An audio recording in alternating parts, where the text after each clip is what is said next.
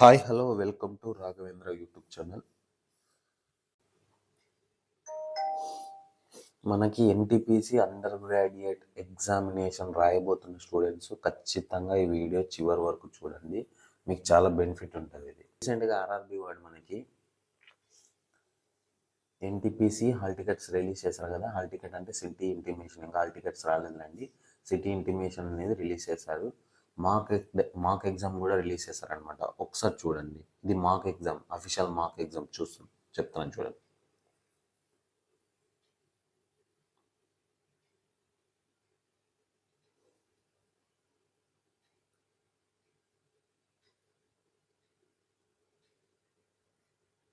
చూడండి ఇప్పుడు చేంజెస్ ఏమొస్తున్నాయో చెప్తున్నాను చూడండి.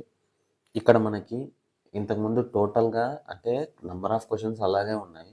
అలా సెక్షన్ వైజ్గా స్టార్ట్ చేశాడు అనమాట మనోడు. అంటే staff selection commission, CHSL, CGL, next MTS ఎలా ఉన్నాయో వీడు కూడా ఏం చేస్తాడంటే సెక్షన్ వైజ్ అనేది క్వశ్చన్స్ అనేవి జనరేట్ చేస్తామని చెప్పకనే చెప్పాడు. అంటే ఇక్కడ చూడండి ఒకసారి,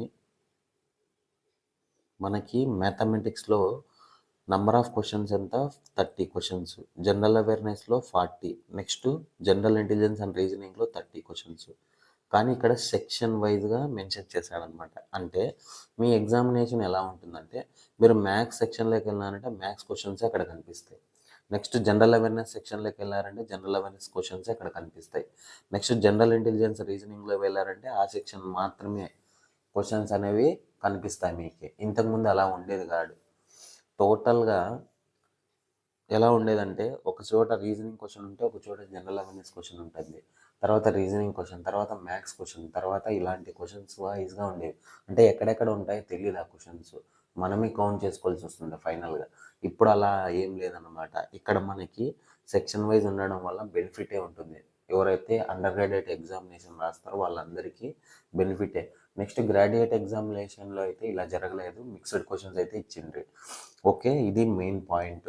నెక్స్ట్ ఇంకొకటి నేను ఏం చెప్తాను అంటే ఒకసారి చూడండి, ఎవరైతే ఆగస్టు 7th ఎగ్జామ్ ఉన్నారో వెళ్ళి ఒకసారి మార్క్ టెస్ట్ లింక్ ఓపెన్ చేసి ఏ విధంగా ఫాలో అవుతున్నాడో ఒకసారి చూసుకోండి. మీరు అందరూ తెలుసుకోవాల్సిన విషయం ఇది.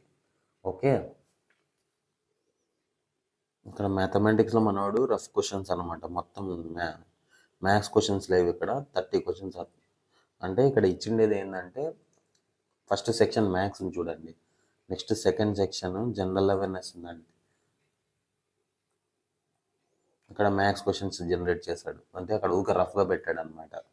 అంటే ఓవరాల్గా చూసుకుంటే మనకి జనరల్ ఇంటెలిజెన్స్ రీజనింగ్ కూడా చూడండి 30 క్వశ్చన్స్, ఇట్లా సెక్షన్ వైజ్ అనేది మెన్షన్ చేశాడనమాట.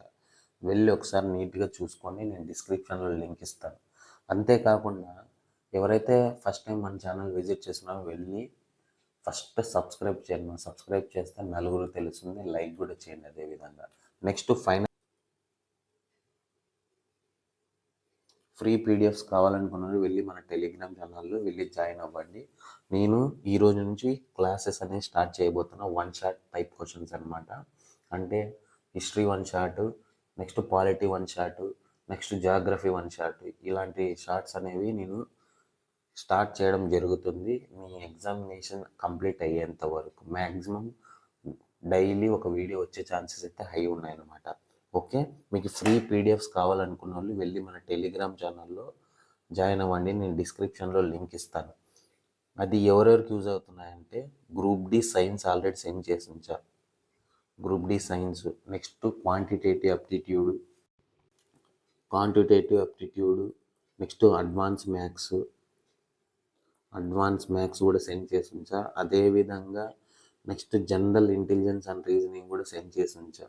బుక్స్ మ్యాక్సిమం బుక్స్ మీకు వాటిలోనే వస్తాయన్నమాట. వెళ్ళి ఫ్రీ పీడిఎఫ్సే, నేనేం రూపాయి ఏం తీసుకోవట్లేదు, జాయిన్ అవ్వండి. Okay, thank you.